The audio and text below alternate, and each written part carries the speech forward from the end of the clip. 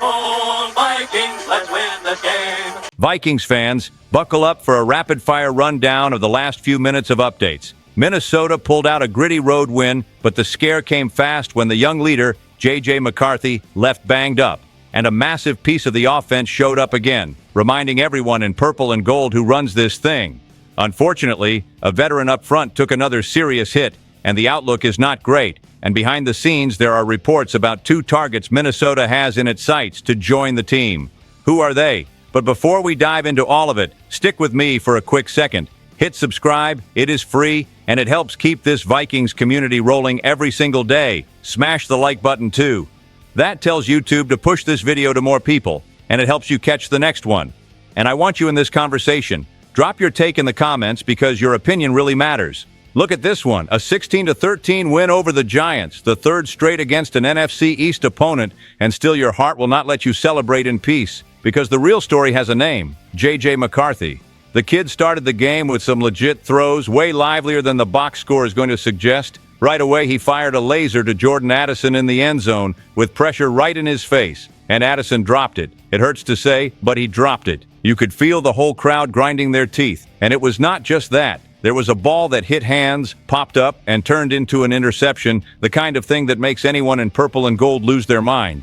Even so, before halftime, McCarthy still found a way to put points on the board, keeping it himself for a touchdown run that had everybody jumping. Then, late in the second quarter, the horror movie moment hit. Brian Burns came in untouched, blew up the strip sack, the ball came out, and Tyler Nubin took it back for a touchdown. And right there, with the score tightening up, the worst part landed. McCarthy hurt his hand and did not return for the second half. I swear I had that fan pause like, no, not again.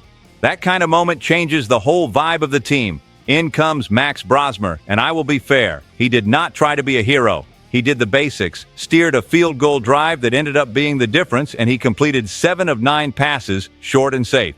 And when the game called for the ground, Aaron Jones answered. He carried it 21 times for 85 yards, and he iced the clock late with a huge first down. But the guy who brought the flavor to this win was Justin Jefferson. 6 catches for 85 yards plus 2, yeah, I am still that guy grabs. That matters a ton when the offense is sputtering. The real hero, though, was Brian Flores' defense. They had rookie Jackson Dart seeing ghosts. The Giants finished with 141 total yards, less than 3 yards per play. 5 different Vikings had a sack, that is, defend the North Energy straight up. To be honest with you, if that defense does not play like that, Minnesota is leaving MetLife with a loss that would have hurt bad. And I want to hear from you. What did you feel when McCarthy went out? Anger, fear, or that messy mix of both? Talk to me in the comments. Because this is Fan Talk for Fan Talk, and only here do we break it down the way it actually feels. And stay with me, because the next story hits a problem that is sabotaging this offense from the inside. You know what still has me uneasy after this win? The drops are still haunting this offense, and it shows up right on J.J. McCarthy's stat line. On the first drive, he puts the ball in the end zone to Jordan Addison, a big-time throw with pressure closing in, and Addison does not finish the catch. That should have been the kind of start where you are yelling from the couch. Then comes another play that makes you mad. A pass to Jalen Naylor hits his hands, pops up, and falls right into the defense for an interception. And the fan in you is thinking, how is that helping the kid? Because it is not just numbers. It is rhythm. It is confidence. It is a drive that dies. And Justin Jefferson had one early too. No sugarcoating it. What is scary is that this is not new. Addison has been piling up drops this season, and Jefferson has had his moments as well. It does not erase their talent, but it makes the offense fragile when the game is all about small margins, and the NFL always comes down to small margins. The good news is Jefferson answered on the field. Justin Jefferson showed up in full vintage mode, the way only he can. He had a sideline catch that looked like art, and he kept turning long third downs into first downs with tough yards after the catch. He finished with 6 catches for 85 yards and looked a step ahead all day. And with 2 weeks left, he is right on the doorstep of 1,000 yards again. For who lives and breathes Vikings football, that is something to be proud of. Then you get to the second half situation. Max Brosmer replaces McCarthy and goes into do-not-get-cute mode, short throws, clock moving, and one solid drive that set up Will Reichard for the go-ahead field goal. It was not pretty, but it did not sink the team either. I will admit it. I had my hand on the remote, ready to explode. But not everything was a party. Ryan Kelly left with another concussion, his 3rd in the 2025 season. That is heavy for everything health, locker room, and what the offensive line looks like going forward. There was also a play that was both relief and warning. That Jevon Holland pick six on a McCarthy pass would have been a disaster, but rookie Abdul Carter was offside. The flag saved it, sure, but the message is clear. Some throws cannot be forced, and if you thought this game ever got into a flow, forget it. Flags were everywhere. The Vikings had 11 accepted penalties, and the Giants had 11 too, 22 total. That kills rhythm and drives everyone crazy. To be honest with you, the win counts, but this offense is still tripping over basic stuff. Hold on, because the next story goes straight into the Ryan Kelly situation, and that is where it gets real. All right, let's talk about what nobody wants to face, but everybody is thinking Ryan Kelly and this string of concussions, because this is not just another scare, it is a siren. He left the game against the Giants with yet another concussion, his third this season. And if you look at his full career, it is several documented concussions overall. That changes everything for him, for his family, for the locker room, and for the future of this offensive line. It happened in the second quarter on a run play, one of those normal NFL collisions that sometimes are not normal at all. When he went down, you could feel the air shift. Then when they confirmed he would not return, it got heavy. I have been around this game long enough to see good players forced into choosing their health, and nobody should have to make that choice. And the recent history makes it worse. Kelly got concussed early in the year, came back, then got another one soon after. He went to injured reserve and missed 2 months. When he returned, it was different, new helmet, guardian cap on top, all the protection you can add. And then it happens again.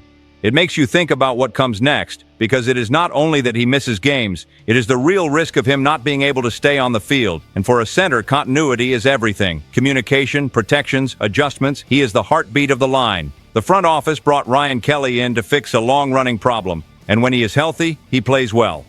He protects, he moves people in the run game, he stabilizes things, but the cost of keeping a veteran like that rises when the body will not cooperate. The contract matters, the cap matters, and the team is already looking toward 2026 with a calculator in hand. There is also the human side. Kelly has said before that he thought about walking away because of these hits. That is not a catchphrase. That is real life. So I cannot joke about it. We can debate football, but concussions are serious. And on Sunday, it was not only him. The Vikings also lost J.J. McCarthy with the hand injury, and Jordan Mason also left banged up. So it is not one issue. It is a pile-up at a moment when this team is still fighting for pride and trying to build something solid. To be honest with you, I think it is very possible Ryan Kelly is already playing his last snaps in Minnesota. Not because he is bad. Far from it, but because the body is charging too high a price, and the team cannot live on that roulette wheel. And I want your honest read. If you were Kelly, would you be thinking about retirement, and what would you do? Because this is where fans split, and only here do we talk about it without dressing it up. Now hang tight, because the next story mixes the McCarthy drama with real market chatter, and people who live and breathe Vikings football are already asking, are they really going to go get another quarterback? Stay with me, because the injury wave became the main headline on Sunday. The game ended in a win, sure, but what stuck was the image of J.J. McCarthy leaving with a right-hand injury after that Brian Burns hit. And alongside him, Ryan Kelly also went out with a concussion, reported by Alec Lewis. You look at this offense and you're thinking, who is even going to be standing? The McCarthy moment was brutal, late seconds of the second quarter. The play looked like a simple screen to burn clock, then Burns comes free, punches it out, and Tyler Nubin takes it back for a touchdown. The score tightens, and your calm disappears. But the worst part was not the touchdown. It was McCarthy grimacing and heading straight to the locker room. He has already dealt with a knee injury, a high ankle sprain, and a concussion across these 2 NFL seasons. When the hand goes on the list, everyone in purple and gold feels that chill, and that is when the hard conversation starts. If he cannot stay healthy, what does the team do? People in the media are already floating scenarios. CBS sports analyst Danny Cannell put the idea on the table of targeting Tua Tagovailoa. Miami has felt strange lately, and there has been talk that he lost ground, with Quinn Ewers showing up in the conversation. The idea would be bringing Tua in as a bridge or competition, depending on what the staff believes about McCarthy. To be honest with you, I do not think it is that simple. Tua is talented, no argument, but he also has his own history of taking hits. Then you are trading one worry for another, and there is money, cap, and the locker room. A bridge quarterback does not arrive quietly. He arrives wanting to play. At the same time, you can understand why the talk exists. The NFL does not wait. If McCarthy is out now, or if he hits 2026 still limited, the front office is going to get squeezed. And Kevin O'Connell needs stability to run his system, which changes how Justin Jefferson and Jordan Addison play. Receivers want the ball on time and on target. What gives me hope is that Brian Flores' defense is holding the line. That keeps the team alive even when the offense limps, but you cannot live like that forever. Quarterback defines seasons. It defines confidence. It defines the weekly mood. And you cannot pretend Max Brosmer solves it all. He came in and was steady against the Giants, but we have seen the other side when he had to start and everything unraveled. So if the plan is leave it as is, you are living on luck. And fans do not live on luck. Fans live on trust in the roster. So here is the question hanging in the air. Do you ride with McCarthy as the unquestioned plan A, or do you start packing a parachute? Because the next story points to a very familiar name, and it is not just anybody. Now here is the part that really hits. How serious is J.J. McCarthy's hand injury? This is not just he hurt it and he will be back next week. After the game, sports doctor David J. Chow raised concern about a metacarpal fracture in McCarthy's throwing hand. If that is the case, it can mean surgery, and then that is the 2025 season right there. Just thinking about it makes your stomach drop. And the bigger issue is that it does not come out of nowhere. McCarthy is 22 years old and already has a veteran-sized injury list. He missed his rookie year because of the knee. Then he had the high ankle sprain that cost him 5 starts. There was a concussion along the way. Now the hand. You look at that and think, how do you even build momentum like this? Fans in purple and gold want to believe, but they also want to see him healthy. The win over the Giants had Max Brosmer stepping in and holding things together. Fine. But everybody remembers the nightmare against Seattle when he threw 4 interceptions in his first start. That sticks. Nobody wants to run another year depending on luck and a perfect defensive performance. And that is why the market links are starting. The name getting tied to Minnesota is Justin Fields, the former Bears first-rounder who is now with the Jets. Jeff Howe of The Athletic said Fields could be released this offseason and mentioned Minnesota as a possible landing spot. The idea is straightforward. Bring in an athletic veteran with arm and legs as insurance, and also as real competition, without fully bailing on McCarthy. To be honest with you, I get the logic, but I would be cautious. Fields has talent and he can take hits, but he also needs a clear plan so he does not become another project that fans defend on vibes. And in Minnesota, the pressure is real. Kevin O'Connell is going to want someone who runs the system on schedule, and that affects Justin Jefferson and Jordan Addison directly. A star receiver cannot live on scramble drills every snap. At the same time, you cannot pretend everything is fine. If McCarthy's hand is serious, the team has to think about 2026 right now. A true backup plan, real competition in camp, an actual safety net. Because repeating a year with the offense limping, even with Brian Flores' defense playing lights out, is asking to suffer. And here's the part that messes with fans everywhere. This team fights, wins tight games, and still lives right on the edge of what the body can handle. If McCarthy comes back fast, great. If he does not, the question changes. It is not, who is the backup? It is, what direction is this team taking when the future feels shaky? I am telling you, I have got a mix of emotions today. There was a gritty win. There was Brian Flores' defense bringing the heat. And there was Justin Jefferson reminding everyone why he is the guy who lifts a fan base in purple and gold. But then you look over and see J.J. McCarthy leaving hurt again. And you see Ryan Kelly taking yet another concussion. That is not a small detail.